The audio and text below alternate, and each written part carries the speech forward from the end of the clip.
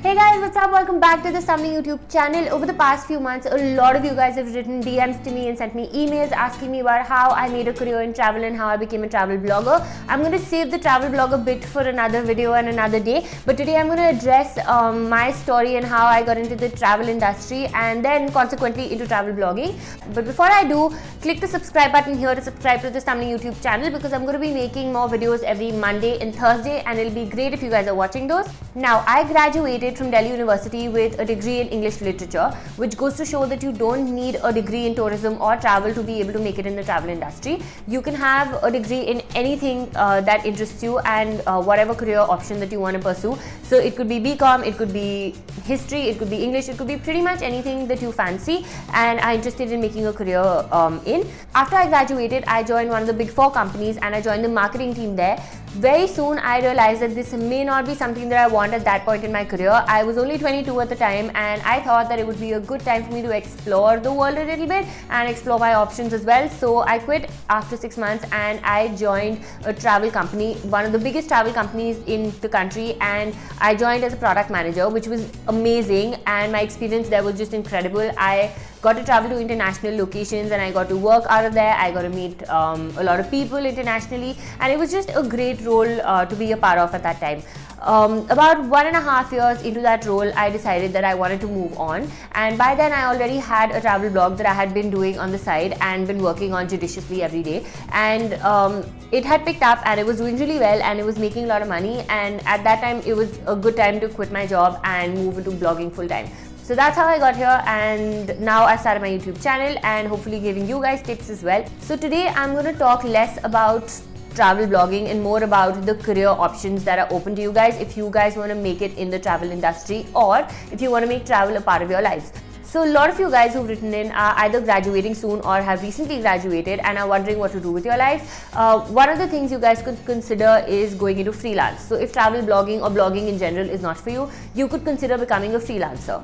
Freelancers are people who work from their home or from their offices but are not employed by a particular company. So you could be a photographer, a videographer, a writer, you could even be a consultant or marketer. Whatever you want to do, whichever profession you choose, you can still do it freelance. So you could be working out of your own office, your home, whatever makes you comfortable, and you could be earning your own bucks. So instead of being a salaried person, you would just be getting paid based on projects, which is a really cool thing to do because the hours are flexible. You can take leave wherever you want. You can work out of anywhere, and it's one of the best options if you guys are still making your mark. The only drawback that I can think of is that it operates like a business. So you have to go out and get your own clients as opposed to someone giving you work all the time.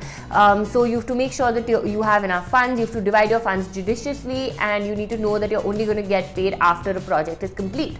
So that means that within projects you need to be able to sustain yourself, and that becomes a challenge for a lot of people. And if you're considering becoming a freelancer, I would say go meet up with a consultant and see how they can help you with how you can save up better, etc., and how you can invest your money in a manner that even when you're not working, you still have that money to sustain you between jobs. The other thing is that at the first of every month, you are not going to get a salary. So getting used to that is a little difficult. And of course, reaching out to new clients all the time is 50% of the job. So if that's something that sounds fun to you or you're okay with, then freelance is definitely one of the options you could consider. Another thing you could do is become consultants. So many people I know who are consultants get to travel abroad on short-term projects. Imagine living in a different country for a few months and then moving to another country and living there for another few months. That's really cool because you get to meet a lot of locals and you get to actually experience a place for what it is instead of having a traveler's or a tourist's perspective to that place, which is amazing. And I personally really envy consultants because they get paid really well and they get to work with really cool companies, and at the same time they get to travel and stay in different places. Another interesting role is one with a PR firm. So a lot of PR firms have international clients that have India counterparts. So as a brand manager or an account manager, you will be working with these brands and often traveling to their home country for conferences or for events. And it's a really cool job to have because in the day you're handling these accounts and for really cool brands, and on your off days you're probably traveling and exploring different countries. If you're more inclined towards a marketing or a sales role, you can consider working with a hotel chain. A lot of luxury hotel chains have properties around the globe and you get to work out of those offices, and if not, at least you get free stays and free hotel nights on your stays and various discounts if you're working with hotel chains. The same happens when you're working with a travel company. Even if you're not working as a product manager or in a role that has a lot of travel involved, you still get to get a lot of discounts and a lot of great deals that come across in these travel companies. Another thing about the travel industry is that there are suppliers. So suppliers are basically people who provide hotels or activities and other services to travel companies abroad. So when this happens, as a supplier here in India, you might get to travel abroad. If you're working on business development or sales, you might get to travel abroad to those countries where these travel companies are located, and you might get to go and pitch your services to those companies, and you might get to actually experience going to another country and working out of there. And of course, you could become pilots or air crew for that matter. A lot of people who work with the airline industry get amazing offers on their tickets. In fact, they are super low, like unimaginably low offers that these guys get. And of course, once your ticket is free, you don't really have to worry about much because now Airbnb can handle all the accommodation. So it's amazing the kind of deals that these pilots and air crew get, and in fact anyone working with an airline. So that's definitely an advantage and a career option worth exploring.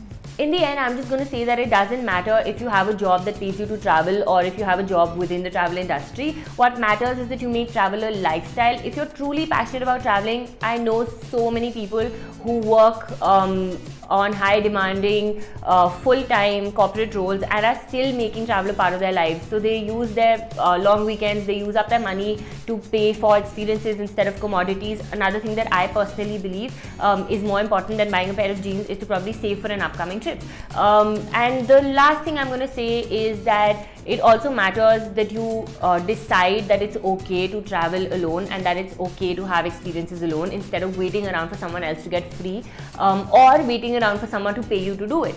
That's pretty much it from me for now. If you guys have any questions, remember to drop in a comment here and I will do my best to answer it as honestly and as usefully as possible. I'll be happy to connect you guys with people who can help you take your career choices further if you guys need any help. And meanwhile, like this video, subscribe to the channel, and I will see you soon.